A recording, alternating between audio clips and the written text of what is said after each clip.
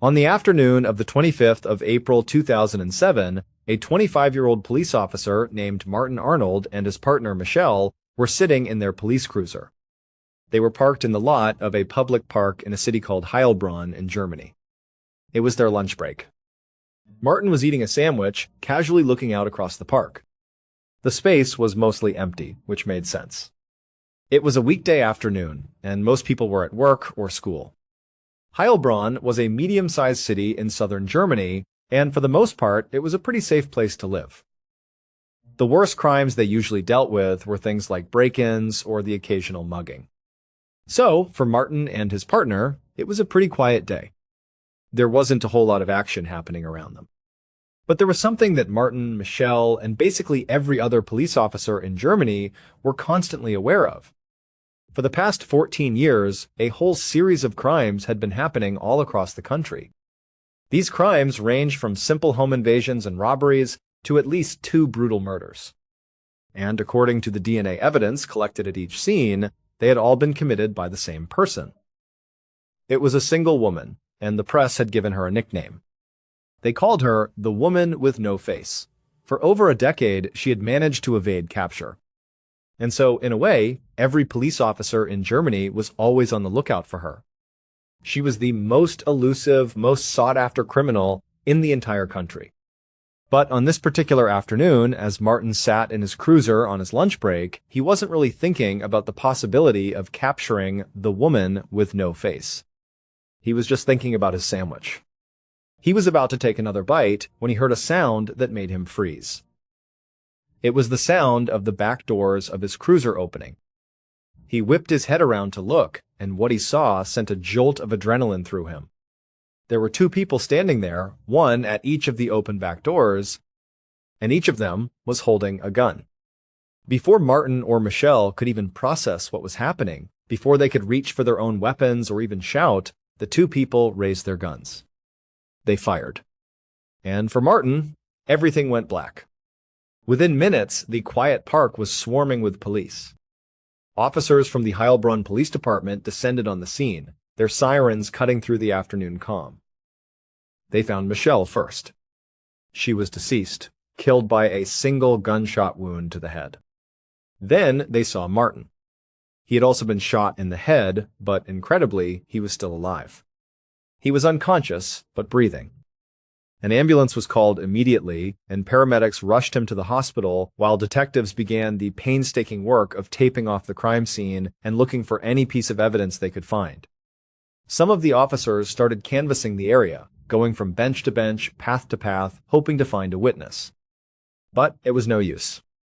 The park had been basically empty all day. There was nobody who had seen the shooting happen. Other officers got on their hands and knees, meticulously searching the ground around the police cruiser. They were looking for footprints, anything that might tell them which direction the shooters came from or where they went. They dusted the car for fingerprints, hoping for a stray print on a door handle or a window. They searched inside and outside the car for bullet casings, for hairs, for loose fibers from clothing, but there was nothing. It was as if the attackers had been ghosts. At this point, the investigators were completely stumped. All they knew for sure was that at least one shooter, maybe more, had managed to walk up to a marked police cruiser in broad daylight, completely undetected. They had opened the back doors, shot both officers in the head at point-blank range, and then vanished without leaving a single obvious trace behind. It seemed impossible. The investigators kept thinking they must have missed something. There had to be some small clue, something that could point them in the right direction, give them a lead on who was responsible for this brazen attack. In a last-ditch effort to find something, anything, at the crime scene, one of the forensic officers decided to swab the inside of the car for potential DNA evidence. It was a long shot. They knew that if they found any DNA, it could easily belong to Martin or Michelle. Or it could belong to anyone else who had recently been in the back of that cruiser. It didn't mean the DNA would belong to the shooters. But it was possible. It was their only shot.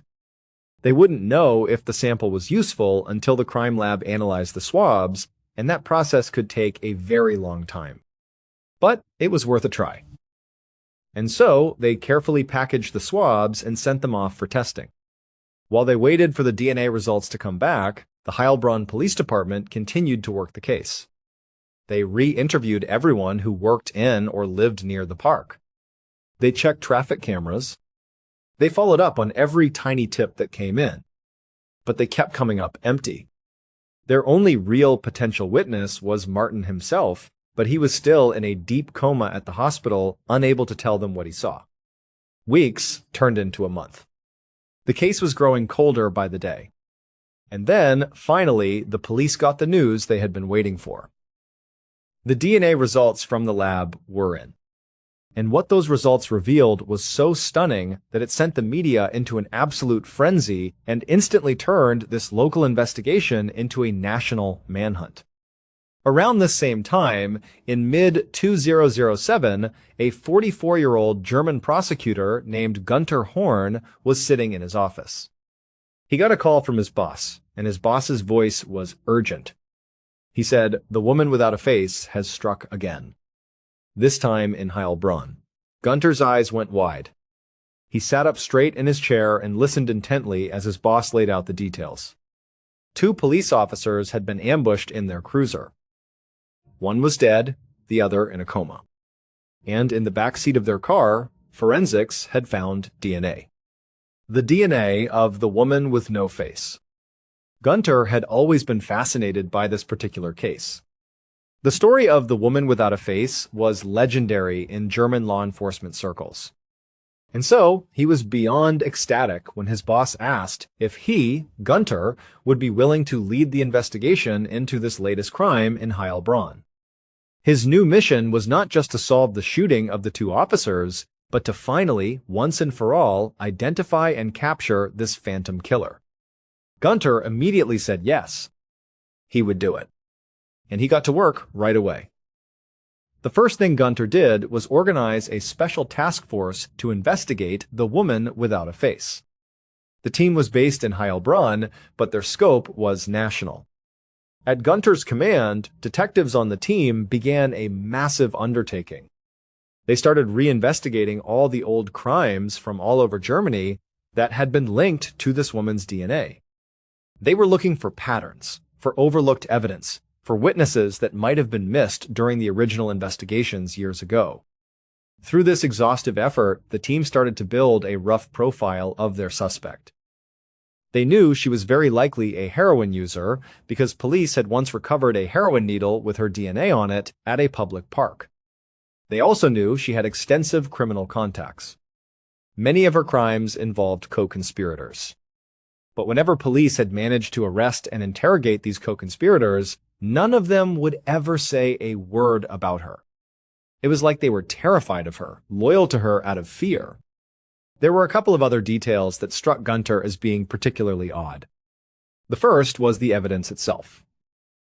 In 16 years of criminal activity, the only piece of evidence this woman had ever left behind at any of her dozens of crime scenes was her DNA. And since they didn't have a match for her in any database, they only knew she was a woman. They had no idea who she was. She had never left a single fingerprint. Not a footprint. Not a hair. Nothing else. It seemed like her crimes were incredibly deliberate, surgically clean, and meticulously planned. And yet, she was also consistently leaving behind her DNA. It was almost as if she was leaving it on purpose, like a calling card to taunt the police. The other strange thing Gunther and his task force discovered was that in many of the crimes committed by the woman without a face, witnesses had described seeing what looked like a man at the scene, not a woman. This was obviously weird. Based on the DNA evidence, they knew, unequivocally, that their suspect was biologically female. So Gunther had a couple of theories. Maybe this man seen at the crime scenes was just one of the woman's many co-conspirators. Or maybe the woman without a face was so cunning that she dressed as a man to avoid being identified and caught. But it was impossible to know for sure without a first-hand witness, someone who had actually seen the suspect up close. That was what Gunther really needed. And then, in late May, about a month after the shooting in Heilbronn, Gunter got a call about that exact type of witness he had been looking for. Later that same day, Gunter walked into a hospital in Heilbronn. He went to a specific room and saw police officer Martin Arnold lying in a hospital bed. His eyes were open. After being in a coma for a month, he had finally woken up. Gunter knew that Martin was his best, and maybe his only, chance of catching the woman without a face. Presumably, right before he was shot, he must have gotten a look at his attackers. He was the one witness who might finally be able to describe her. Gunter walked over, pulled up a chair next to Martin's hospital bed, and he gently asked him to please just tell him everything he remembered about what happened that day in the park. Martin was clearly distraught. He had just woken up from a coma to learn that his partner and friend, Michelle, was gone. He was emotional, trying to process his own injuries and her death, but he tried his best to help Gunter. He told him that, realistically, he couldn't remember what happened. He remembered hearing the doors open, turning around, seeing two figures. But after he was shot, it was like his memory of the event was just wiped clean. He had almost nothing to offer the investigation. And just like that, Gunter was back to square one. For the next 2 years, Gunter and his task force worked tirelessly to try to catch the woman without a face. They spent millions of euros. They clocked thousands upon thousands of hours of overtime. They even offered a massive reward equivalent to 400,000 American dollars for any information that could lead to her capture. But none of it led anywhere. And adding insult to injury was the fact that while this massive investigation was going on, the woman without a face just kept committing crimes. The task force connected her DNA to at least 6 more break-ins, 1 more robbery, and another murder. And her crimes weren't just happening in Germany anymore. They also found the woman's DNA at crime scenes in France and in Austria. The entire region was now on high alert for this woman who seemed to be an impossibly cunning international criminal genius. And Gunter, after all this time and all this effort, couldn't help but start to wonder if he would ever be able to catch her. But then, in March of 2009, Gunter got a call from a police officer in France. And what this officer told him would change everything. The officer explained that the French police were currently investigating a potential murder. A badly burned body had been found, so disfigured that for a while all police knew was that the victim was a man. However, an asylum seeker who had recently come to France had been reported missing, and the police wondered if maybe the body belonged to him. So, on a hunch, they had gotten his asylum application paperwork. That paperwork included his official fingerprints. The investigators had been able to lift a DNA profile from the ink on those prints, but when they got the DNA analyzed, the results made absolutely no sense. The French police were so baffled by what they found that they knew they had to call Gunter. They knew that if anyone in Europe needed to know about this bizarre DNA result, it was him. Gunter listened as the officer filled him in on the baffling results they had found. At first, he was just as confused as they were. But at the same time, he felt a new surge of hope. To him, it felt like, as bizarre as this new information was, maybe this was the break he had been looking for the past 2 years. Maybe this was the clue that would finally allow him to figure out who this woman really was. He thanked the French police officer for the call and immediately brought this new information to his team. Within just a few days, this new information from France did in fact lead Gunter and his team directly to the woman with no face. It would turn out that this woman, the international criminal mastermind behind dozens of crimes, including at least 4 murders, who had evaded capture for 16 years all across Germany and beyond, appeared to everyone who actually knew her as a completely normal person. No one would have ever suspected she was responsible for all these horrible crimes. She was a young woman who lived in southern Germany. During the day, she worked at a factory. At night, she just went home. She lived a very ordinary, unremarkable life. And so, again, nobody ever suspected her. But what the French police found when they analyzed the DNA from the missing man's asylum application was that the man's fingerprints on the paper somehow contained this woman's DNA. This was clearly impossible. The man was biologically male, and the woman without a face was biologically female. They knew that for a fact. So even if the asylum seeker had secretly been this woman in disguise, that wasn't physically possible. And when the French police saw this impossible result, they knew they had to tell Gunter. When Gunter and his team looked into this, they finally figured out the shocking truth. It was precisely this woman's normal-seeming life, and in particular her very normal-seeming job at the factory, that made everything possible. Because at this factory, this woman sat on an assembly line helping to manufacture the very cotton swabs that police all over Europe used for DNA testing. On any given shift, this woman would touch hundreds, maybe even thousands of these swabs with her bare hands.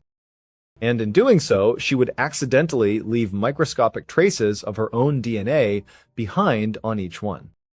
There was no international serial killer. There was no brilliant female criminal mastermind parading around the country. There was just a massive, years-long contamination issue. Police had been using cotton swabs that were already contaminated with this factory worker's DNA. And so, in essence, the police had wasted nearly 2 decades of work, millions and millions of euros, and thousands of hours of overtime chasing a criminal who didn't even exist.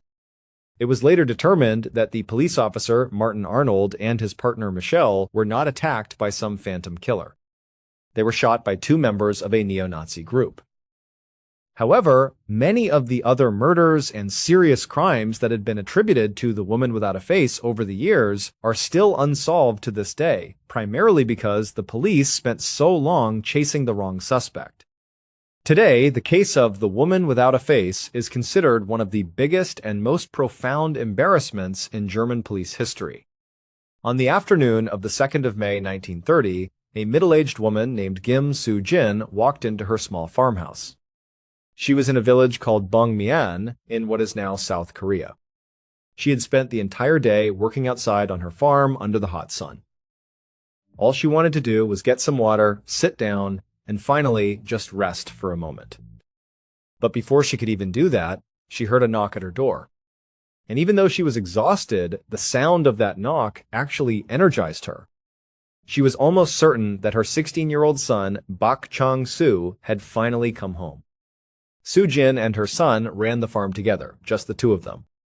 They barely made any money doing it. In fact, a lot of the time, they didn't even grow enough food to feed themselves. So, to try to make ends meet, Soo-jin's son had recently started a full-time job at an inn in town. He also frequently picked up odd jobs around the village for extra cash. The problem was, Chang-soo would sometimes go straight from his job at the inn to one of those odd jobs, and he didn't always have time to stop by the farmhouse to tell his mother where he was going first. And this was 1,930 inches rural Korea. It wasn't like he could just call her on the phone.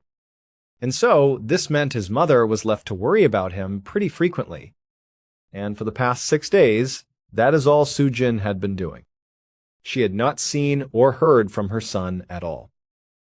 And even though he had gone for a few days at a time in the past, working these different odd jobs, a full week was a pretty long time for him to be gone without any word. But she kept telling herself what must have happened. He must have found some good work with a family who was having him live with them full time. It was probably a great opportunity, and he had taken it. Surely, he would be home soon. And now, it seemed like maybe, just maybe, he was. So Soo-jin rushed to the front door. She pulled it open, but the hopeful smile on her face faded immediately. It was not her son standing on the doorstep. Instead, it was 2 police officers. The first thing they asked her was if she knew of any teenage boys who were missing from the village. Soo-jin told them that she had a son of her own who was a teenager. He was 16. And the reality was, she didn't know exactly where he was, and he had been gone for the past week. But she quickly added, "Don't worry, he isn't missing. He is very likely just working for a family somewhere, and he will be home soon." But after she said this, the police officers looked at Soo-jin with clear pity on their faces. They told her they were so sorry, but they were nearly certain that her son had been murdered. Soo-jin just stared at them in shock and disbelief. They explained to her that a few days ago, during the time her son was gone, a teenage boy's body had been found on a nearby mountain. An autopsy had been performed, and it showed he had been beaten and then strangled to death. For the last couple of days, the police had been traveling all over the village, interviewing people, trying to figure out who this poor boy was. And based on everything they had learned so far, Soo-jin's son, Chong-soo, was the only teenager in the entire area who wasn't accounted for. Hearing all of this, Soo-jin simply could not believe it was true. Her son was a good boy. He stayed out of trouble and worked incredibly hard. She couldn't imagine why anyone in the world would want to hurt him. So, she just told the police this has to be a mistake, but the police didn't seem to think so. They just said that they needed her to come with them to the local hospital morgue to identify the body. A little while later, Soo-jin arrived at the hospital with the two police officers. As they led her through the entrance, down a few long hallways, and towards the morgue, she kept telling herself over and over that her son was okay. He was still alive, and this was all just some kind of horrible, horrible mistake. It had to be. But the second she walked into the cold room of the morgue and saw the body lying on the metal table, her eyes welled up with tears. Because she knew, instantly, that it was her son. To Soo-jin, this moment felt like she had left real life and stepped into a nightmare. Her son's face and body were covered in bruises and wounds. He was clearly decomposing. It was an awful, traumatic thing for a mother to see. But as she stood there staring down at a parent's worst nightmare, she noticed something strange. She turned to the police officers and told them that this was her son, definitely. But the clothes he was wearing were not his. And for some reason, to Soo-jin, this detail about the clothes felt very, very important. She started rattling off ideas for where they could have come from. It was like her brain had suddenly fixated on this one strange detail to avoid the overwhelming trauma of losing her son. She started telling the police that maybe the family he was working for let him borrow them. Or maybe he bought them without her knowing. Or maybe, she said, whoever killed him dressed him up in these clothes for some reason. But when she said that last part out loud, it was like the reality of her son being dead just came crashing down on her all at once. She started shaking uncontrollably, and before she knew it, she had collapsed onto the floor and was sobbing hysterically. Less than a week later, Soo-jin was sitting in her quiet farmhouse, staring out her front window in a daze, when she saw the police walking up the path towards her house again. Over the past few days, she hadn't heard any updates about her son's case.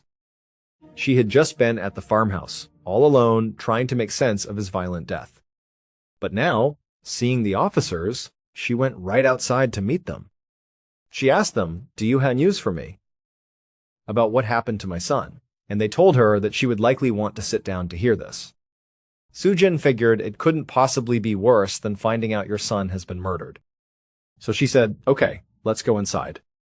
They all went inside the farmhouse and sat down. And then the police told her that they had figured out who had killed her son. They told her they had not one, but two people in jail right now who had both given full confessions. Both of these suspects were people that Soo-jin's son, Chong-soo, had worked with Wei at the inn in town. One of them was a young man, and one was a young woman. Apparently, Chong-soo had gotten involved in the woman's personal life. She was having an affair with a married man, but was secretly planning to run away with a different man from the village. And Chong-soo had told the married man about her plan. When the woman found out that Chong-soo had exposed her secret, she was furious. So furious, in fact, that she conspired with her male coworker, the other suspect, to get revenge. They lured Chong-soo out to the mountains under the guise of gathering wild vegetables. And then, when they got him out there, the man and the woman beat Chong-soo and then strangled him to death. This had all happened on the very first night that Chong-soo had left the farmhouse. So, over that 6-day period when his mother was worried, he was never living with another family and working for them. He was dead on the mountain the whole time. The police told Soo-jin that they had charged both suspects with murder. But after hearing all of this, Soo-jin still had one question. What about my son's clothes? She asked. Was there anything in the suspect's confessions about that? But the police just shook their heads no. They said the clothes didn't really seem relevant to the case anyway. And this time, even though Soo-jin still felt deep down that the clothes had to mean something, she didn't argue. She didn't try to come up with other theories. She just sort of accepted what the police had told her. As horrible as it was to know that her son was murdered over something so petty, she was at least glad to know that his killers were behind bars. Soo-jin eventually got her son's body from the police, and she was able to give him a proper burial in the local cemetery. And then, after that, she did her best to try to move on. But she never could. Every single night, she had the same terrible nightmare, replaying the moment she saw her son's body in the morgue. And as this nightmare kept happening, night after night, Soo-jin slowly became convinced that her son was haunting her dreams. She basically stopped sleeping. She couldn't really eat. She certainly couldn't work. Her farm fell into disrepair.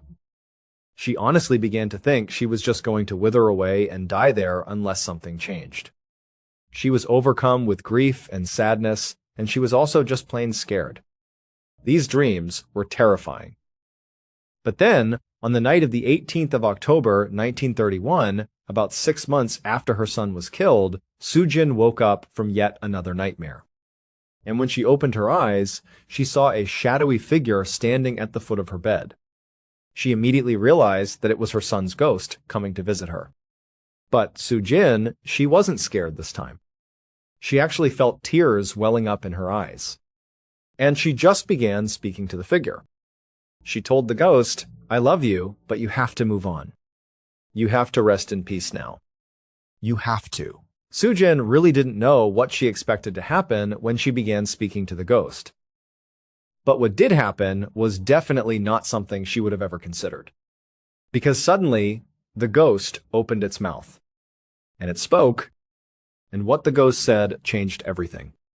It would turn out that Chong-soo, Soo-jin's son, had been viciously attacked by that man and woman up on the mountain. They really had beaten and strangled him and left him for dead. But he didn't die. He had survived the attack. And when he came to, he fled the area. He was terrified that if he went back home, they would find him and finish the job. So, he didn't have a chance to tell his mom that he was essentially on the run. And for 6 months, he lived in random towns doing odd jobs just to survive. But eventually, after 6 months, he missed his mom. He missed his home. So he went back. And he walked into her room in the middle of the night. He was the ghost she saw at the foot of her bed. And when she said to him, "You need to rest in peace now," he just said to his mom, "I'm not dead." He was just being honest. He was there. He was back. He had survived.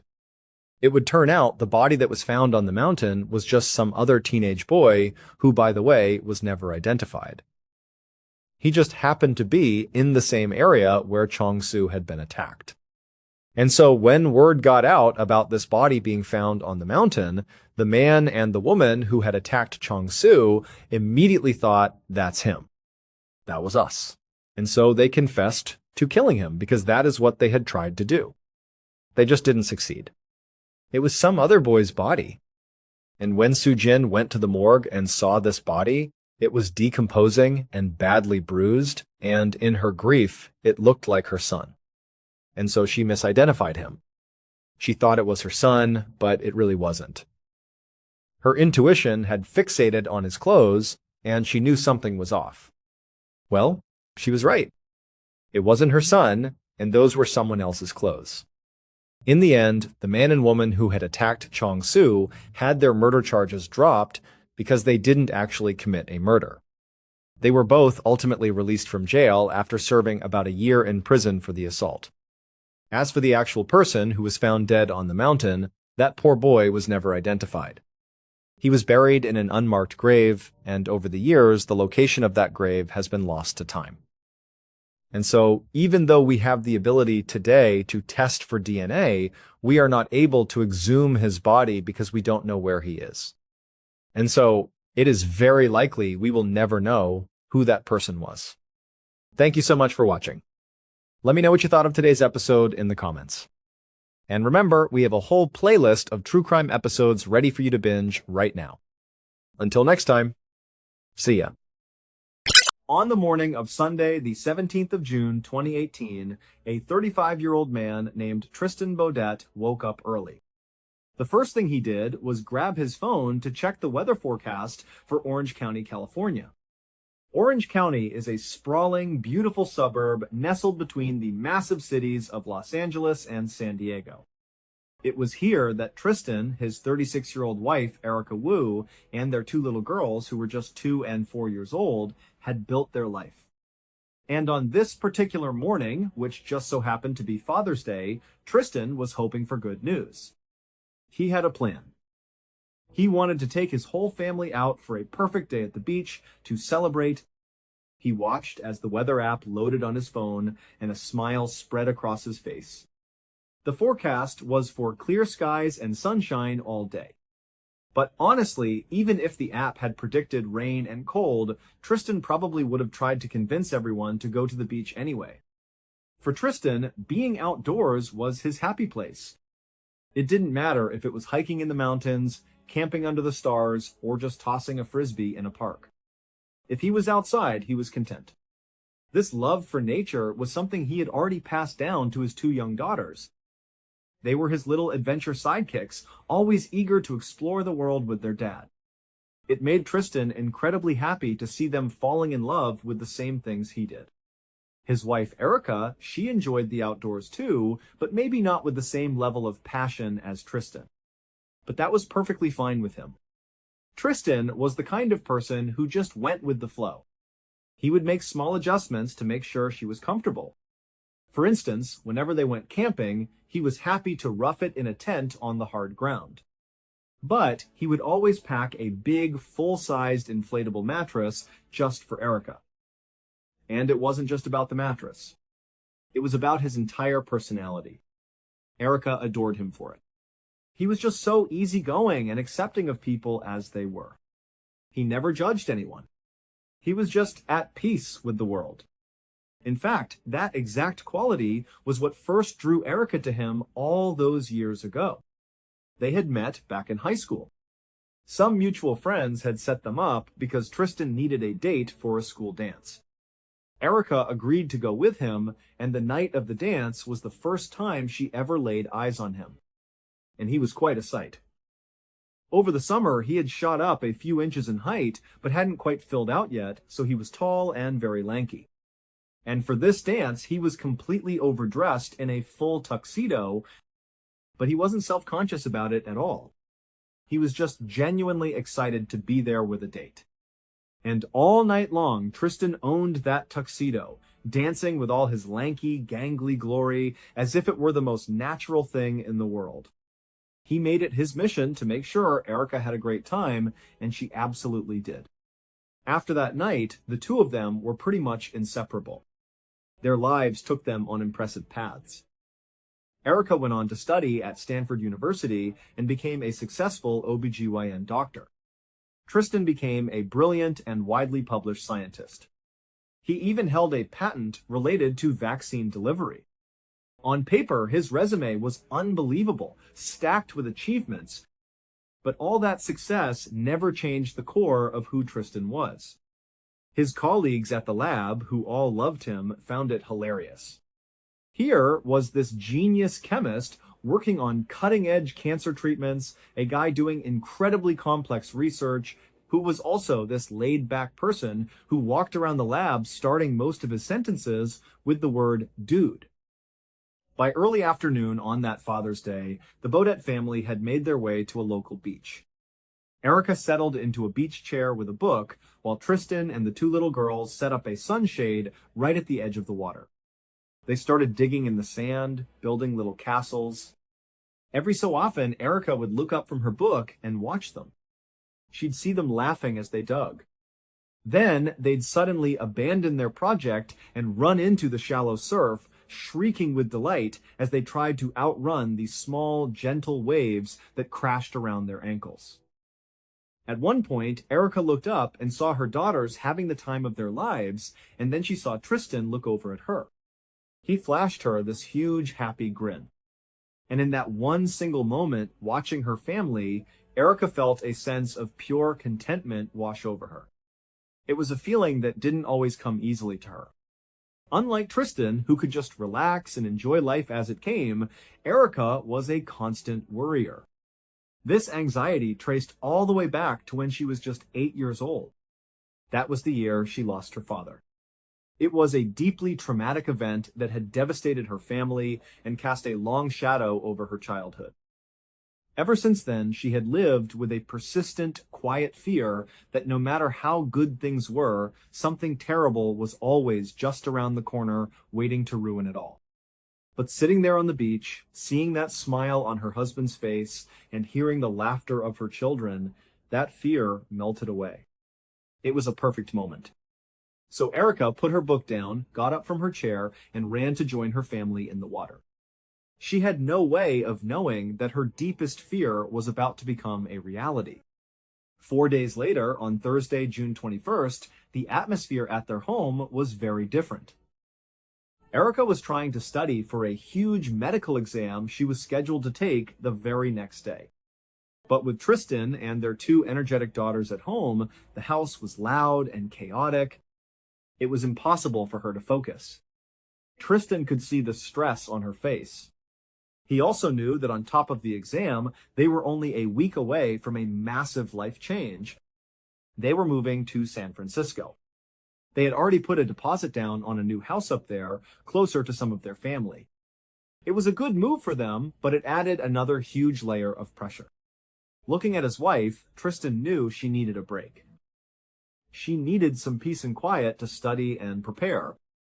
And so, he came up with a plan. He decided he would take the girls and get out of the house for the weekend. He made a couple of quick phone calls. A little while later, he went to Erica and told her what he had arranged. He had booked a campsite up in Malibu, California. Malibu is another one of those iconic Southern California towns about an hour-and-a-half drive north of Orange County. It's known for being a wealthy enclave where celebrities live, and he told her that he had also called his brother-in-law, Scott, who had 2 young sons of his own, ages 3 and 5.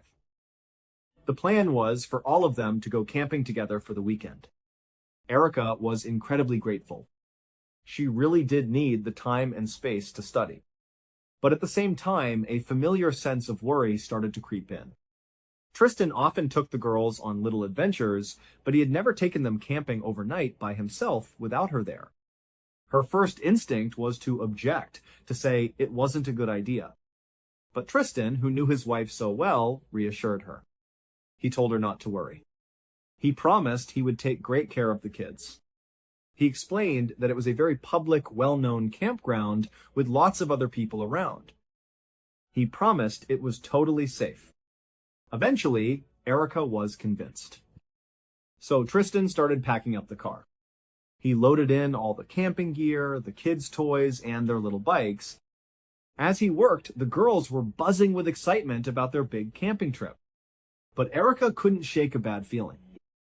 A part of her was silently hoping that something would happen and they would have to cancel the trip. She just felt like something bad was about to happen. But nothing happened to stop them. After the car was all packed and the girls were buckled into their car seats, Tristan came over to Erica. He gave her a kiss goodbye and told her he'd see her in a couple of days.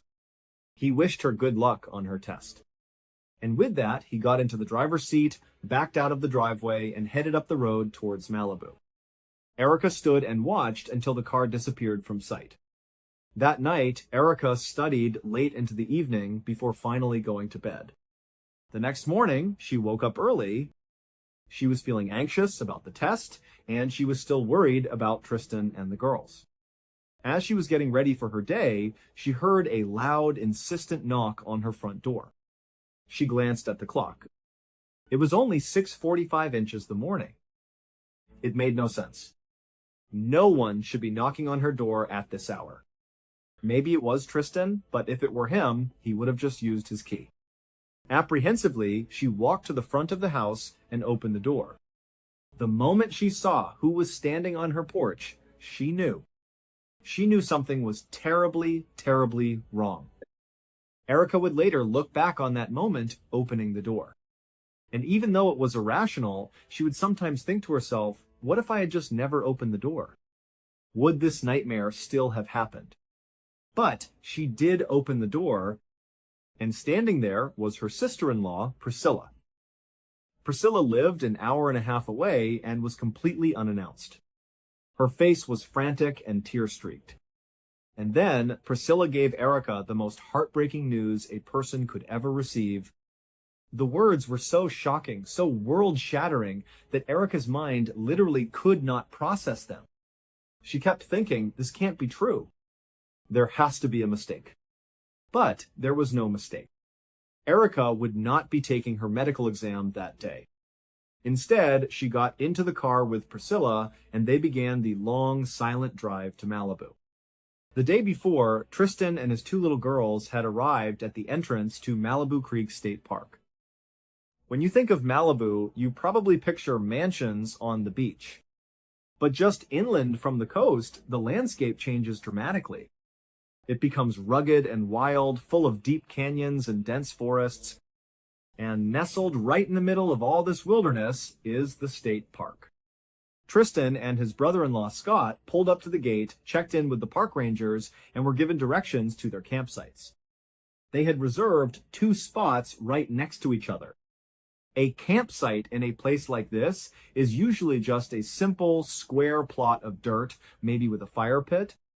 It's just enough space to pitch a tent. So Tristan and Scott drove across the campground to their assigned spots. But as soon as they got there, Tristan realized the spots weren't very good. They were located right next to the portable toilets, so there was a bit of a smell, and a lot of people were walking back and forth. The ground was also on a slight slope, which would make sleeping uncomfortable. It just wasn't ideal. Scott agreed, so he decided to go back and talk to the rangers to see if they could move. He drove back to the entrance, spoke with a ranger, and it turned out to be no problem at all. The ranger told him there were 2 other open sites on the far side of the park, and they could just swap their reservation. So Tristan and Scott packed everything back up and drove over to the new spots. And these ones were perfect. They were tucked away at the base of a huge sloping canyon wall, far from any bathrooms or foot traffic. It felt private and secluded, and the ground was perfectly flat. The 2 men were thrilled. They started unloading their cars and setting up their tents, while the 4 kids ran around playing and riding their small bikes. Once the tents were up, they built a fire in the fire pit, which was situated right between the 2 campsites. Scott would be sleeping in his tent with his 2 sons, and Tristan would be in his tent with his 2 daughters. As the sun went down, they all gathered around the fire. They roasted hot dogs and made s'mores, that classic camping treat of marshmallows, chocolate, so graham crackers. The dads told funny jokes and some not-too-spooky stories. Before long, all 4 kids were completely exhausted. So Scott and Tristan each took their own children and tucked them into their sleeping bags inside the tents. After the kids were settled, the 2 men came back out to the fire. Tristan had brought some pre-made cocktails, and he shared one with Scott. They sat there for a while, just enjoying the quiet of the night and each other's company. Tristan talked a lot about the upcoming move to San Francisco, and Scott was happy to just sit and listen. Eventually, they were both tired too. They decided it was time to call it a night. They carefully put out the fire. Scott gave Tristan a hug and told him he loved him. Then the 2 men went to their separate tents. As Scott climbed into his tent with his sleeping sons, he looked across the now dark fire pit towards Tristan's tent. He could just make out the silhouette of Tristan climbing inside with his girls. After seeing that, Scott zipped up his own tent, lay down, and within about 15 minutes, he was fast asleep. Just before sunrise the next morning, around 4:45 a.m., Scott suddenly woke up. He thought he had heard a loud noise, but he was groggy and couldn't quite place what it was. He lay there in the dark, listening. and as he got his bearings, he realized that one of Tristan's daughters was crying in the other tent. Now, this wasn't immediately alarming. Kids cry. He figured Tristan would comfort her in a minute, and she would go back to sleep. But the crying didn't stop. It just continued. Scott knew that Tristan was a notoriously heavy sleeper, so he started to think, okay, maybe he just hasn't woken up yet. That must be why he's not calming his daughter down. So, Scott carefully got out of his sleeping bag, trying not to wake his own sons. He unzipped his tent and stepped outside. The air was cold, and it was still dark. He couldn't see anything inside of Tristan's tent.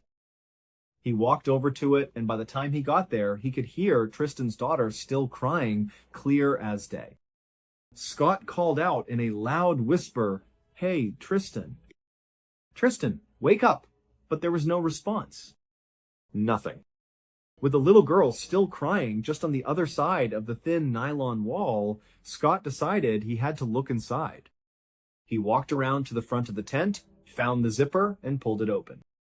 He peered inside, but it was too dark to see clearly. But even in the dim pre-dawn light, he could make out the shapes. He could see Tristan lying still in the middle of the tent. On either side of him were his two daughters. It looked like the 2-year-old was the one who was crying, and the 4-year-old was awake too, whimpering and trying her best to comfort her little sister. As Scott was trying to figure out what was going on, the two little girls turned and looked up at him. When they saw him, they both started saying the same word over and over. Wet. Wet. Wet. Scott had no idea what they meant. He was starting to feel a surge of panic. He knew something was very wrong. He reached into the tent and started shaking Tristan's shoulder, saying, "Hey, wake up," but the second he touched him, he knew. He knew instantly. Tristan wasn't sleeping. Tristan was dead. And his two little girls were sitting right next to him in a pool of his blood. Just before Scott had woken up, someone somewhere nearby in the darkness of the park had fired a gun. One of the bullets from that gun had traveled through the night, pierced the thin wall of Tristan's tent, and had struck him directly in the head as he slept peacefully between his two daughters. About 2 hours after that, Priscilla arrived on Erica's doorstep to tell her what had happened.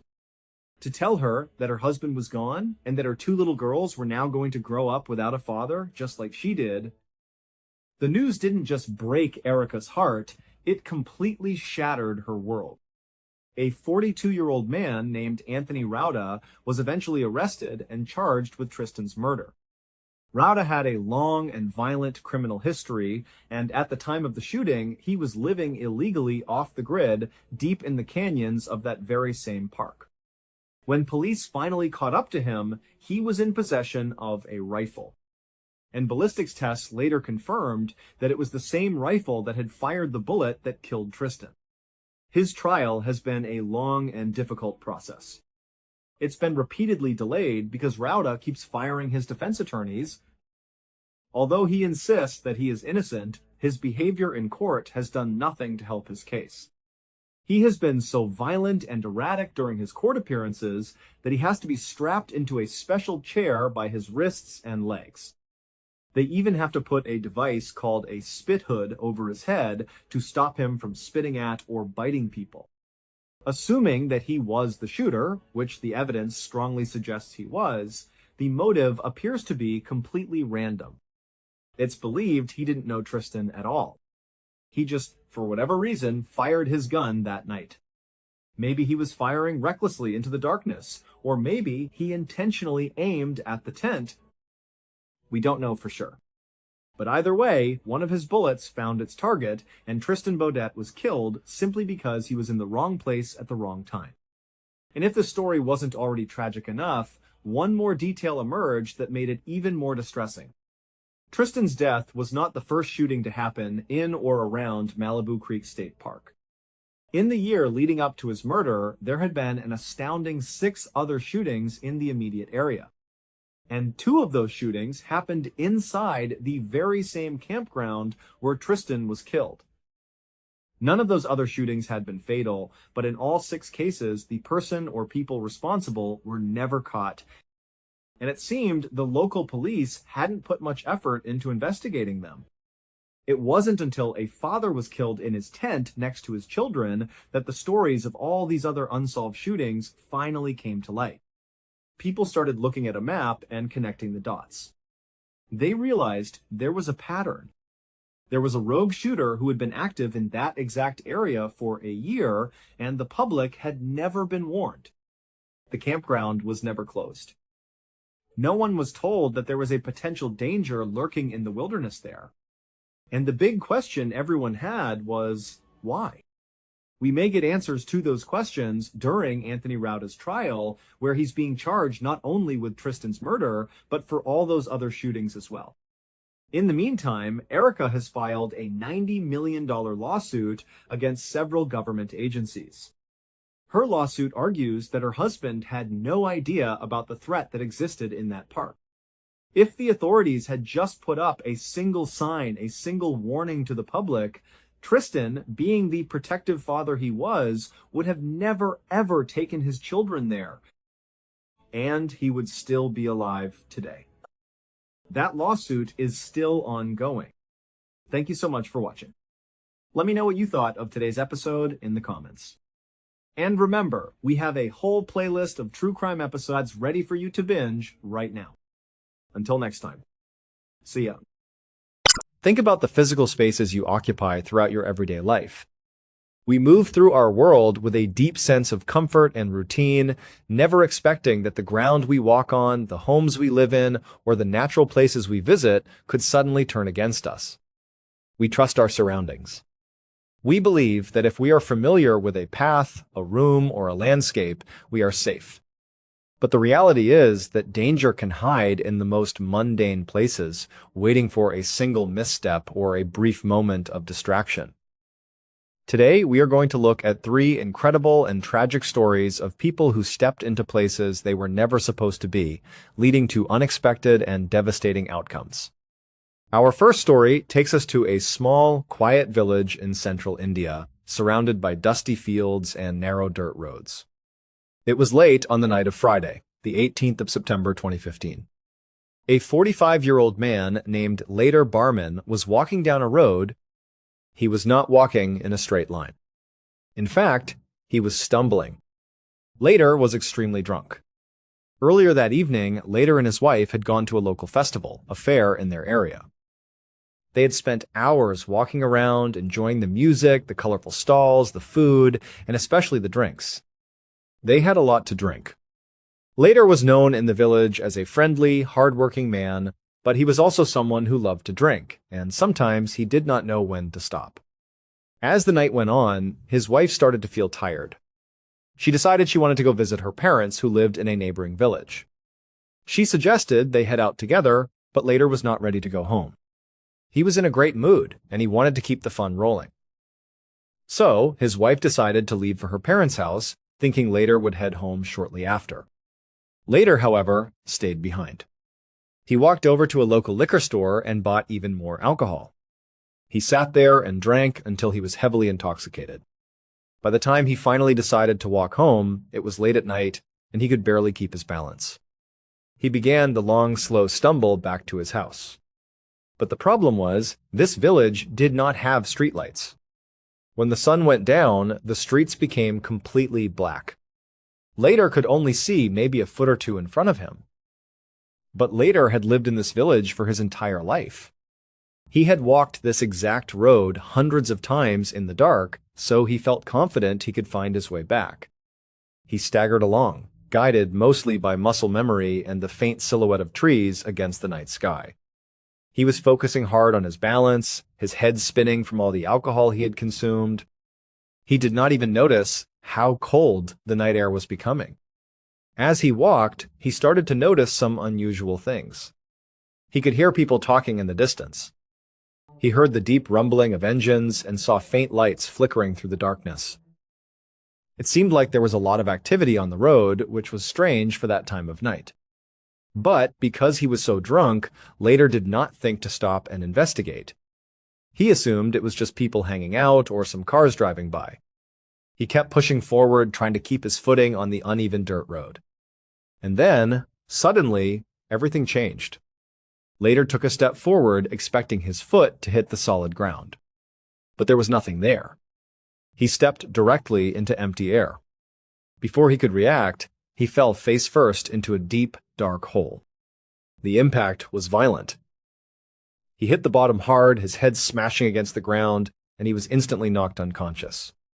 Later lay there, silent and hidden in the shadows of the deep pit. Fast forward to the next morning. It was a bright, sunny Saturday. A group of local villagers were walking down the very same road that Later had taken the night before. As they walked, they were enjoying the morning air when they noticed something strange sitting right in the middle of the road. From a distance, they could not make out what it was. It looked like a dark, irregular shape protruding from the ground. They walked closer to investigate, and as they got within a few feet, they realized what they were looking at. They screamed in terror and ran to find the police. What they saw was a human hand sticking straight up out of the asphalt. It turns out the road Later was walking on was notorious for having massive, dangerous potholes. For months, the villagers had complained about them. Finally, the local government had sent a construction crew to repair the road. Because it was a main road, the crew decided to work late at night when there was very little traffic. This was the noise and the lights that Later had heard and seen while he was walking home. As Later stumbled along in his drunken state, he had walked right into one of these deep, open potholes that the crew had prepared for filling. When he fell, he was knocked cold at the bottom of the pit. Because the construction site was dark, chaotic, and filled with heavy machinery, none of the workers noticed that a man had fallen into the hole. A short time later, the crew reached that exact pothole. They did not look inside. Instead, they poured a massive load of boiling molten tar directly into the hole, completely burying Later underneath it. Then they drove a heavy road roller over the spot to flatten it out and seal the road. Investigators believe that at some point, the heat of the tar or the pressure of the roller may have briefly woken Later up. In his final agonizing moments, he tried to claw his way out of the suffocating hot liquid. He managed to push his hand up through the tar, reaching toward the sky, but he could not pull the rest of his body out. He died, trapped beneath the fresh asphalt. Following the discovery, Later's body was carefully removed from the road, and he was given a proper burial by his family. The police launched an investigation into the construction company, and 2 of the workers who were on duty that night were arrested and charged with culpable homicide. The local authorities offered Later's grieving family a compensation payment, but it was only worth about $760. It was a tragic, senseless end to a man who was just trying to walk home on a dark night. Now, let us move to our second story, which takes us to the rural town of Huron, California. This is an extremely rural and isolated area where houses are spread far apart, surrounded by open fields and dusty roads. The date is the 28th of November, 2015. At around 2:30 in the afternoon, a man pulled his car into his driveway. He had been away from his house overnight, and he was eager to get inside and relax. But as soon as he stepped out of his car, his anxiety began to rise. The neighborhood he lived in was not safe. In fact, over the course of the previous year, his home had been broken into multiple times. Each time, the thieves had stolen some of his belongings, leaving him feeling violated and unsafe in his own home. But the problem was, this man could not call the police. He was wanted by the authorities on an active warrant for felony drug possession. If he called the police to report a break-in, they would run his name, find the warrant, and arrest him on the spot. So, he had to take his security into his own hands. He had developed a strict routine that he followed every single time he came home. He walked up to his porch and grabbed the doorknob, checking to see if it was still locked. It was, which gave him a small sigh of relief. He unlocked the door and stepped inside. But he did not just walk into his living room. Instead, he stood perfectly still in the entryway. He held his breath and listened. He was listening for any creak of a floorboard, any sound of breathing, or any sign that someone was hiding in his house. The house was completely silent. He walked in, flipped on the lights, and put his keys and wallet down on the table. But he still was not satisfied. He began a systematic, room-by-room sweep of his entire home. He checked the windows to make sure none of them were broken. He went to the kitchen and checked the back door, confirming it was still locked. He looked around his dining room. Everything seemed to be in order. He did notice that some mail sitting on a table looked a bit messy, as if someone might have flipped through it. But then he remembered that he had been in a rush the night before, and he might have just left it like that himself. He decided he was being overly paranoid. He took a deep breath, walked into the living room, sat down on his couch, and turned on the television. For a few minutes, he started to relax. He felt glad that his house was secure and that nothing had been disturbed. But as he sat there, he realized the house was very cold. He started to shiver. He got up from the couch, walked over to his thermostat, and turned on his heating system. Then he sat back down, waiting for the house to warm up. Only a minute later, a terrifying, high-pitched scream ripped through the silence of the house. The homeowner was absolutely terrified. He had no idea where the sound was coming from. It sounded like it was coming from inside the walls or perhaps from the fireplace. He ran over to investigate, and the screams grew louder and more desperate. It was a sound of pure, unadulterated agony, and it made his stomach turn. It turns out the man's fears about his home being targeted were entirely correct. The night before, while he was away, a 19-year-old man named Cody Caldwell had decided to burglarize the house.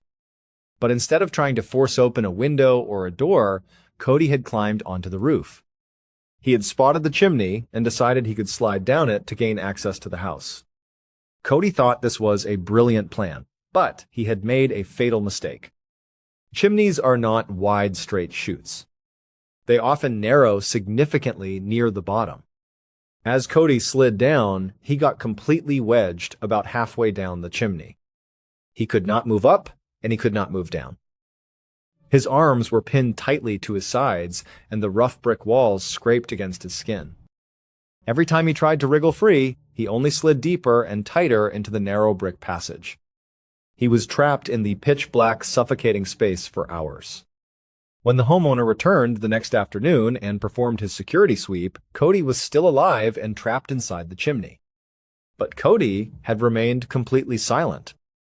Perhaps he was too exhausted from hours of struggling to scream, or perhaps he was terrified that if he made a noise, the homeowner would find him and attack him, or call the police. He simply stayed quiet, hoping the homeowner would leave the house again so he could find a way to make noise for help. But when the homeowner turned on the heat, he did not realize that his heating system was connected to a fireplace that immediately ignited a fire at the base of the chimney. The moment the fire started, thick, hot smoke and intense heat began to rise up the chimney, straight toward Cody. Cody began to choke and panic. In his desperation to escape the rising heat and toxic carbon monoxide, he began to thrash around. But his frantic movements only caused him to lose his footing and slip further down into the narrowing chimney, closer and closer to the growing flames. Within seconds, the heat became unbearable. Cody was caught in the direct path of the fire. The scream the homeowner heard was the sound of Cody burning alive inside the chimney. The homeowner tried frantically to put the fire out, but by the time he managed to extinguish it and emergency services arrived, it was far too late. Cody had succumbed to severe burns and smoke inhalation. He died inside the chimney, trapped in the very place he had tried to use to break into a home. It was a horrific tragedy that shocked the local community and left the homeowner traumatized by the memory of those desperate screams. Now, let us move to our third and final story, which takes us to the edge of a frozen river in St. Petersburg, Russia. The date is the 19th of January, 2022. It is late in the evening, and a 40-year-old mother named Anna Uskova is standing in a clearing in the woods. The weather is brutal. It is the dead of winter in Russia, and the temperature is well below freezing. Snow is falling heavily, and a biting wind is cutting through the trees. But despite the freezing conditions, Anna and her family are out here for a very specific reason. They are preparing to perform a sacred religious ceremony. In Russia, January 19th is the day of the Orthodox Epiphany. On this day, thousands of people across the country participate in a purification ritual. The ritual involves carving a cross-shaped hole into the thick ice of a frozen body of water. Participants then jump into the freezing water, dunk themselves 3 times in the name of the Father, the Son, and the Holy Spirit, and then climb back out. It is believed that this ritual washes away sins, strengthens the body, and protects the soul from evil spirits for the coming year. Usually, Anna and her family would perform this ritual with their local church community. The church would organize a large event, choosing a safe location, setting up wooden steps into the water, and ensuring that medical staff and rescue divers were on standby just in case anything went wrong. But this year, Anna wanted something different. She wanted a quiet, intimate ceremony with just her husband and her young children. She felt that doing it privately in the beautiful, snow-covered woods would make the experience more spiritual and memorable for her kids. They had found what they thought was the perfect spot next to the frozen Oradezh River. When they arrived, they were surprised to find that they were completely alone in the beautiful, peaceful woods. Anna set up some lights and a video camera on a tripod to record the moment. In the video, Anna walks into the frame, kneels down to comfort her shivering, nervous kids, and promises to go first to show them how easy it is. She walks to the edge of the cross-shaped hole, makes the sign of the cross over her chest, and jumps feet first into the dark water. She plunged under and disappeared. Seconds passed with no sign of her, and her family began to scream. What they did not realize was that the river had a raging, powerful undercurrent flowing beneath the ice. The moment Anna jumped, the fast-flowing current grabbed her legs and pulled her sideways under the thick, solid ice sheet. She was trapped in the pitch-black, freezing water with no way to find her way back to the opening. Her husband rushed to the hole and jumped in, but the freezing water and strong current forced him to climb back out to avoid being swept away too. Rescue divers and local authorities searched the river for hours under the ice, but it was a hopeless task.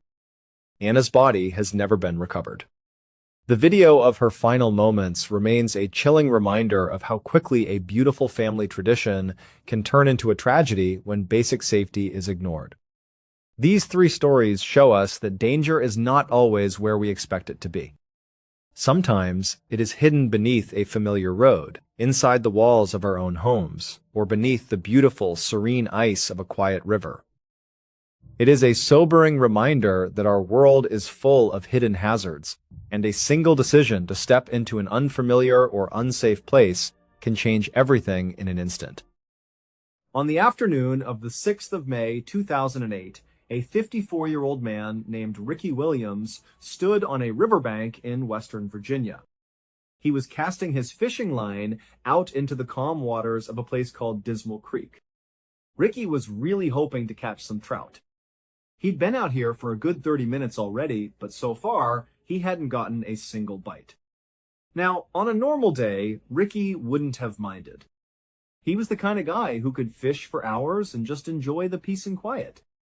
But today was different.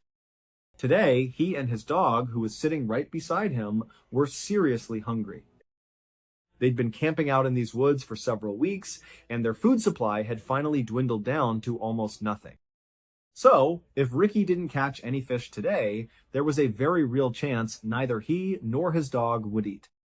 For a little bit of context, the place where Ricky was fishing, Dismal Creek, had a bleak name, but it was actually a beautiful, very secluded spot. It was high up on a mountain that was part of the Appalachian Trail. And the Appalachian Trail is this very famous, very long trail, about 2,200 miles, that runs all the way up and down the east coast of the United States. What's really important about the Appalachian Trail is that there's a kind of unwritten code among the people who hike it. All the hikers know this code. It's simple. If you come across another hiker on the trail, it is your responsibility to help them if they need it. And in turn, it's their responsibility to help you if you're the one in trouble.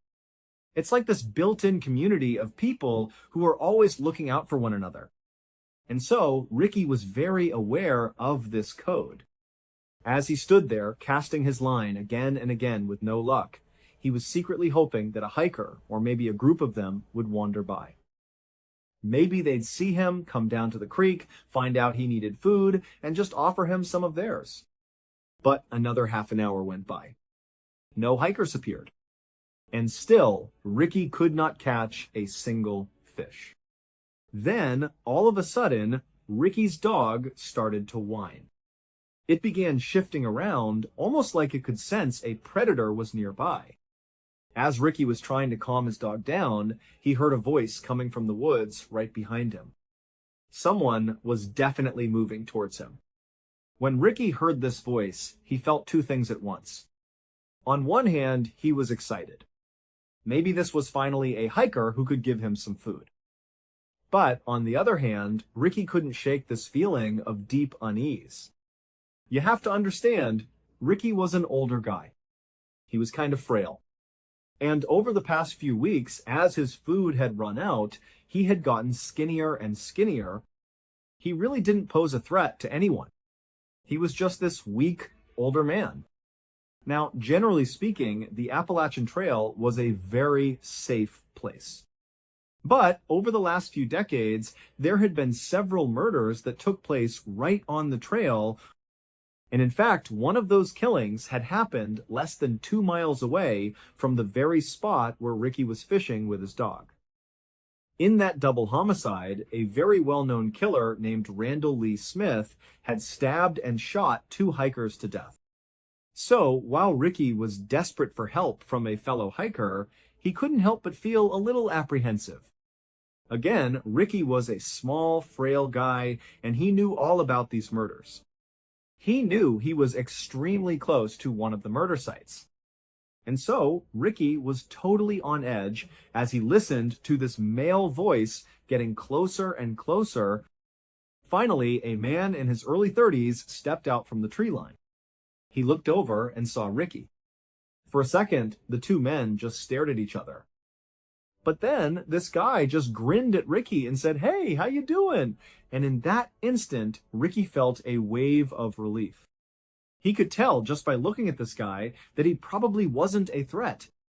The man introduced himself as Scott Johnston. He told Ricky he was actually camping in the area with a friend of his, and they were out here fishing just like Ricky was. Ricky pretty much immediately said, "Oh great, nice to meet you. Do you have any food for me?" Scott was like, "Absolutely." He dug into the bag he was carrying and pulled out a couple of energy bars and a bag of chips. He tossed them over to Ricky. He also gave Ricky some fresh bait so he could cast his line out again. For the next couple of hours, Scott and Ricky just stood there on the riverbank fishing together. And after a while, the trout actually did start biting. They started catching fish. The day was turning into a pretty great outing for Ricky. And it got even better. As soon as they were done fishing, Scott asked Ricky if he wanted to join him and his friend back at their campsite for dinner. Remember, Ricky had no food. This was an amazing invitation. He said yes, of course, he'd love to. So, the two men packed up their fishing gear right as the sun was starting to go down. Then, they began walking back into the forest in the same direction Scott had come from.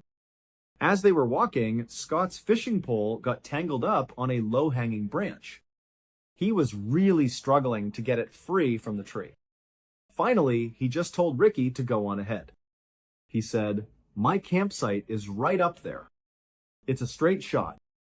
Just go up the hill and you'll see it." Ricky asked Scott if he was sure, and Scott said, "No, it's totally fine. Go ahead." So Ricky said, "Okay," and he walked the rest of the way up the hill by himself. When he walked out of the tree line and into the clearing where Scott's campsite was, the first thing Ricky noticed was this enormous man.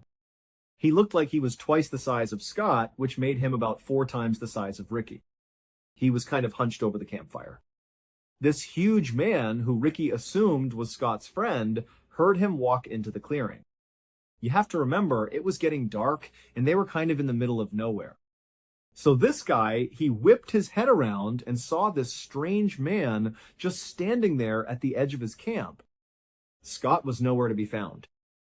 And so this big guy, he immediately grabbed a club, like a thick piece of wood, and he looked at Ricky menacingly with a look that said, "What are you doing here?" Ricky was so caught off guard by just how big this guy was, he put his hands up and said, "I'm so sorry. Scott sent me up here." I don't know if this is the right site. I'm sorry. But just at that moment, Scott had finally untangled his fishing line, and he came walking out of the tree line. He saw what was happening, walked over, and patted Ricky on the back. He said, "Oh, you've already met my friend, Sean." As soon as Scott said that, Sean seemed to let his guard down. He put the piece of wood down, and he stopped glaring directly at Ricky. But Ricky got the distinct feeling that Sean was not happy that he was in his campsite, even though Scott was clearly the reason he was there. Ricky just felt really, really uncomfortable. At the same time, Scott was ushering him closer to the campfire, telling him to take a seat next to Sean. Scott was saying, "Sean's a great cook. He'll cook up this fish for us. It's going to be great. You know, take a seat." Ricky felt kind of annoyed that Scott was being so pushy, really forcing him to stay. But Ricky didn't want to be rude and just abruptly leave, so he did as he was told. He took a seat right next to Sean, who definitely was not excited to be sitting next to him. And Ricky just sort of sat there, waiting to see what would happen next. What happened next was Scott walked over to Sean and handed him all the fish that he and Ricky had caught so Sean could start preparing them for cooking. Then, as Ricky was still just sitting there right next to Sean, Scott walked away from the campfire. He went over to his truck, which was parked right next to Sean's Jeep. Scott turned on the radio and just started blasting country music. When Ricky heard this music, he kind of winced. To him, part of the reason the outdoors, the Appalachian Trail, being out in nature, part of the reason it was so wonderful was for the peace and quiet. So to him, it felt almost disrespectful to be out in the middle of this beautiful place, blaring country music. To Ricky, he just couldn't help but feel like there was something off about these two guys. They just seemed really disrespectful and kind of pushy and maybe even aggressive. So Ricky was not happy. But again, he didn't say anything. He didn't try to leave. Because again, he was really hungry, and so was his dog. He needed to eat that fish. A moment later, Scott walked back from the truck and took a seat next to Sean. Then, he and Sean both pulled out their knives and began deboning the fish. As they were doing this, Ricky again was just kind of sitting there, doing nothing. So he sort of meekly asked, "Hey, can you give me a knife? I'll clean a fish." But Sean and Scott kind of waved him off and said, "Don't worry, we got this." And so Ricky just continued to sit there nervously. All he could do was watch the firelight flashing and bouncing off their blades. But eventually, Scott and Sean finished deboning all the fish, and they put their knives away. At that point, they started cooking the fish over the open flame. And suddenly, for Rick actually, it felt like the mood had shifted a little bit. At least now, the two men weren't fiddling around with weapons. It felt kind of safe again. So Ricky started to make some small talk, hoping it would settle his nerves. He told the two men about how much he loved the Appalachian Trail and how he came out here all the time for weeks at a time with his dog. Ricky told them that sometimes he felt more at home out in the wild than he did at his actual home. It was almost like being out in nature was a religious experience for him. He even told Sean and Scott that sometimes when he was out in nature, he would meditate and pray and even do some chanting, like it was part of a ritual. He was really trying to be in tune with Mother Nature. But as Ricky continued to tell Sean and Scott about his personal life, he noticed that the two men were definitely paying attention. They were kind of nodding along at the appropriate points in his story. But at the same time, Ricky felt like these two men were also kind of looking at him like he was weird.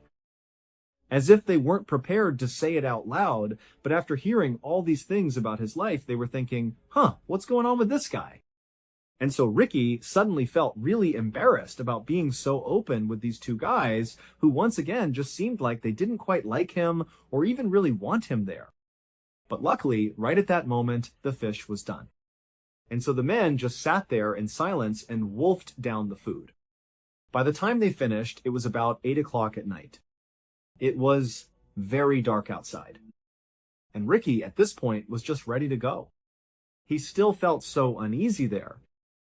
So, after putting down his plate and his silverware and saying thank you to Sean and Scott for their hospitality, he quickly got up, grabbed his dog, and began walking into the woods towards his own campsite.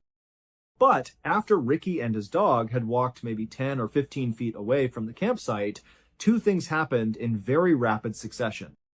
Number one, Ricky suddenly stopped and he turned around and looked back at the campsite. And number two, right as he did this, there was this enormous bang sound, like a small explosion that echoed through the forest. About 30 minutes later, and about 4 miles away from where Ricky, Sean, and Scott had been, there were these two women.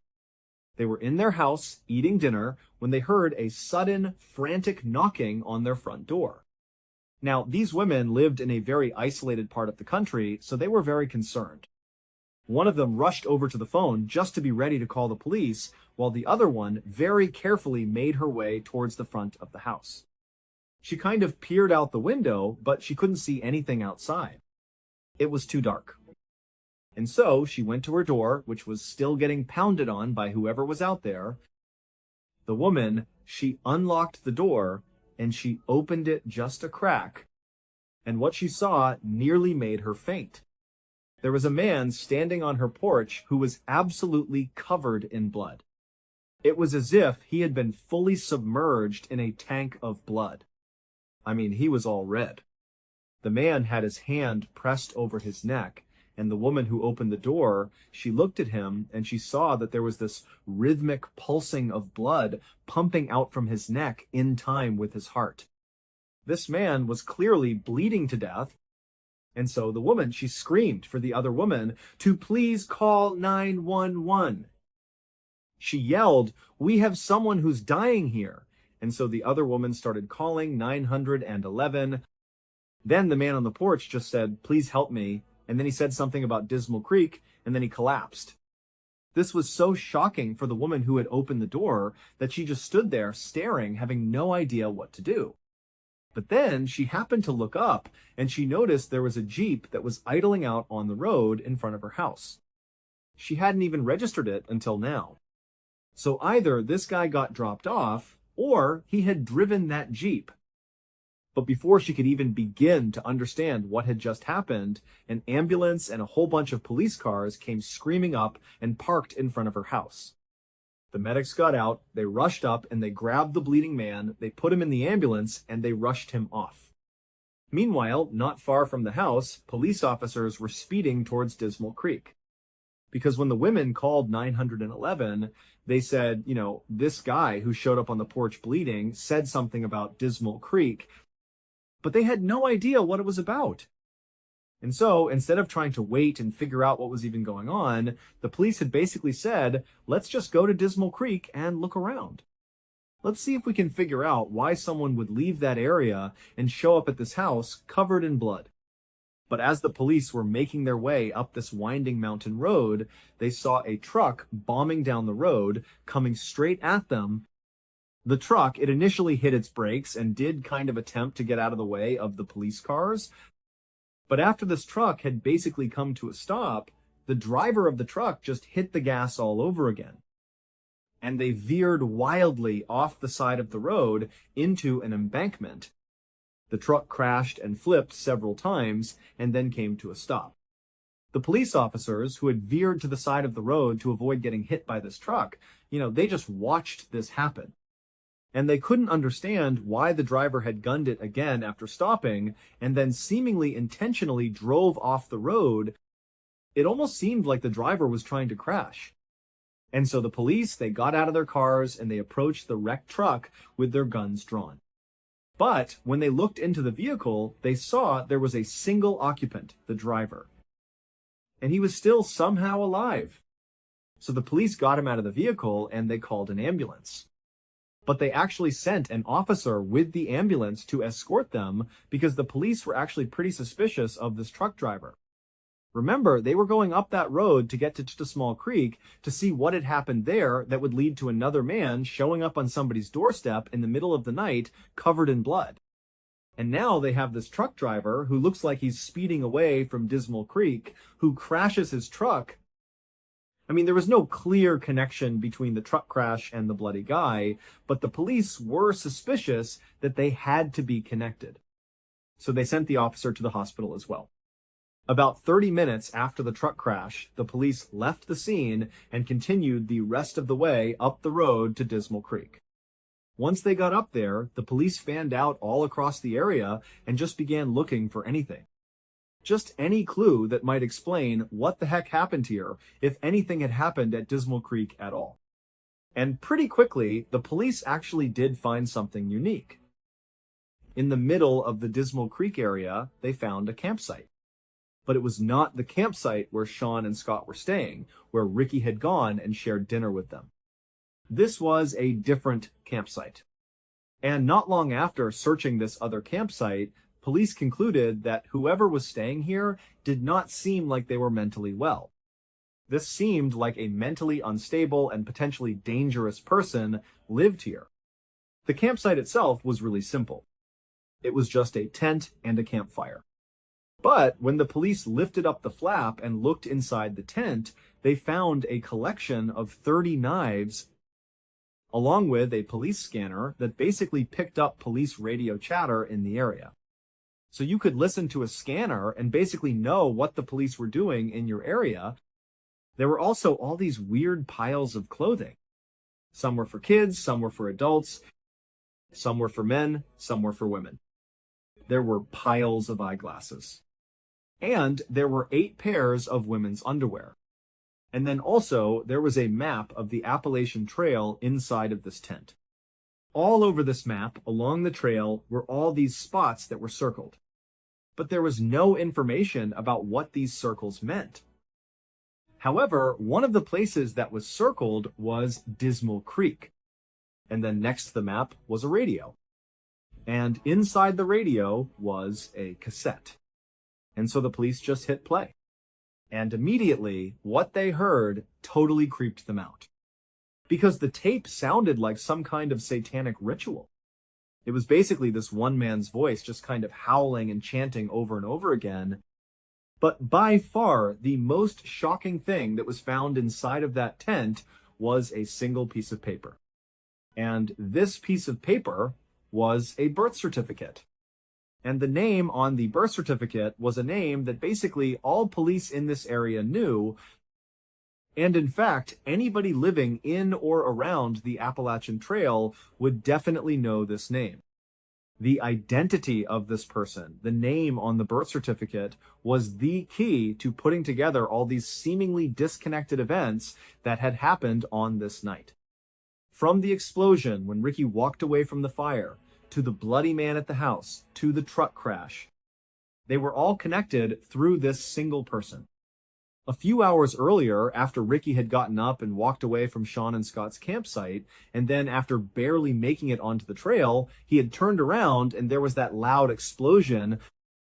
Well, at that point in the story, Ricky, who's now looking back at the campsite and looking at Sean and Scott, he can see that the two of them, they've heard the sound too. And they were now staring at each other with looks of absolute shock and terror on their faces. But then Ricky watched as Sean reached up and touched his face, and he put his hand out in front of his face, and it was covered in red. And the reason for that was because Sean had just been shot in the face, because that loud explosion was the sound of Ricky shooting his gun at Sean.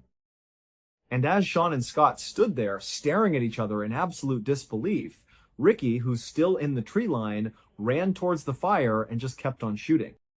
And so Sean, at this point, as he sees Ricky coming into the campsite, he stands up and kind of staggers back and falls on the ground. But Scott, who's not hurt at this point, he just gets up and starts running away from the campsite. And Ricky turns his attention towards Scott. And he shoots at him, and he hits him straight in the neck and also in the back. But somehow, Scott just kept on running despite these horrible wounds. And so Ricky watched as Scott disappeared into the woods. And then Ricky turned back to Sean, who's laying on the ground and can't go anywhere. He's been shot in the face. and Ricky just casually raised his gun and shot Sean right in the chest.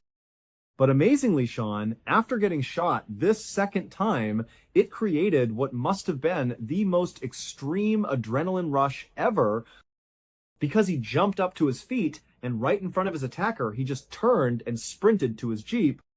He hopped inside, fired it up, and just sped away as fast as he could. And when Sean flipped on his headlights and turned a corner after getting away from the campsite, he looked down the road and he actually saw his buddy Scott, who had run away first, come tumbling out of the woods onto the road. And so Sean, who's gravely injured, drives over next to Scott, and he stops the Jeep long enough for Scott to climb inside. And they shut the door and they sped away towards the nearest help, which happened to be that house where those two women lived. And so it was Scott, who looked like he was drenched in blood, who knocked on the women's door. Sean was down in the Jeep out on the road, but he was just too weak to get out and come up to the door as well. But when the ambulance and police arrived, they would find not only Scott up on the porch, but also Sean in the Jeep. And both men would be taken to the hospital via helicopter. And then, as for the man who was driving the truck down the road away from Dismal Creek, who then crashed right in front of the police, well, the driver of that truck was Ricky Williams. However, that was not his real name. There was no Ricky Williams. That was the name he just used. His real name, which was on the birth certificate that police found in that other campsite inside of the tent, was Randall Lee Smith. The same infamous Randall Lee Smith who had murdered those two hikers not far from Dismal Creek. That double homicide had happened in 1981, and Randall was caught and convicted. But he was paroled 15 years later in 1996 for good behavior. And for 10 years after that, Randall lived with his mother, and he wore this electronic bracelet. And, he followed the rules. But by 2008, his electronic bracelet had come off. And even though Randall had attempted to continue living with his mother, it just wasn't tenable. He didn't have enough money. And so ultimately, he packed up his things, grabbed his dog, and moved out onto the Appalachian Trail. And on the 6th of May, 2008, when Sean and Scott arrived in Dismal Creek to go fishing, Randall was waiting. Nobody has any idea why Randall murdered those two hikers back in 1981, or why he targeted Sean and Scott in 2008. All we know is that Randall Lee Smith was very mentally unwell. And very likely, he viewed the Appalachian Trail as like his sacred place. This was his home. This was the place he loved more than anything. And so maybe, he felt like Sean and Scott had somehow disrespected the Appalachian Trail, and that was enough to attack them. Now, we know Sean and Scott did not do anything intentionally disrespectful to Randall, because amazingly, Sean and Scott survived this attack.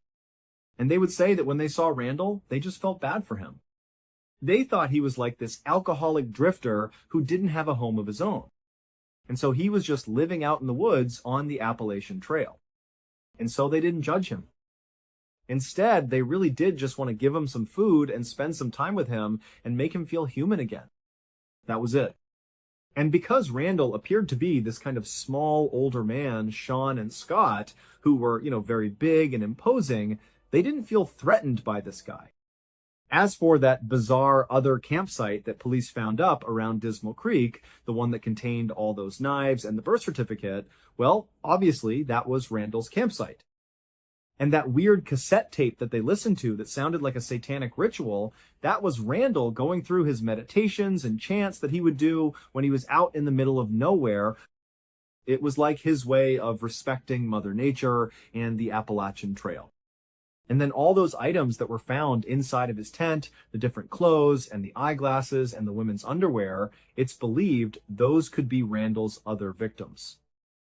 However, when police pulled DNA samples from all of those items that were found inside of his tent, like the clothes and the underwear and the eyeglasses, well, those DNA samples did not match any of the missing people or murder victims in the police's database. And so that wasn't useful. And then also, police went to all those places on that map that were circled, and with the exception of, obviously, Dismal Creek, They didn't find anything else at the other locations that suggested any violent event had happened there. So only Randall knows the truth, which means we will never know the truth. Because just 4 days after Randall was pulled out of that truck that he crashed, he died in police custody from a blood clot that formed as a result of the crash. And in those 4 days that Randall was in custody, he never gave up that there were any other victims. Today, Sean still has a bullet in his head and in his chest. And Scott still has big scarring on his neck and on his back. But both men have made a full recovery, relatively speaking. And they still go back to Dismal Creek all the time to go camping and fishing. Thank you so much for watching. Let me know what you thought of today's episode in the comments. And remember, we have a whole playlist of true crime episodes ready for you to binge right now. Until next time. See ya.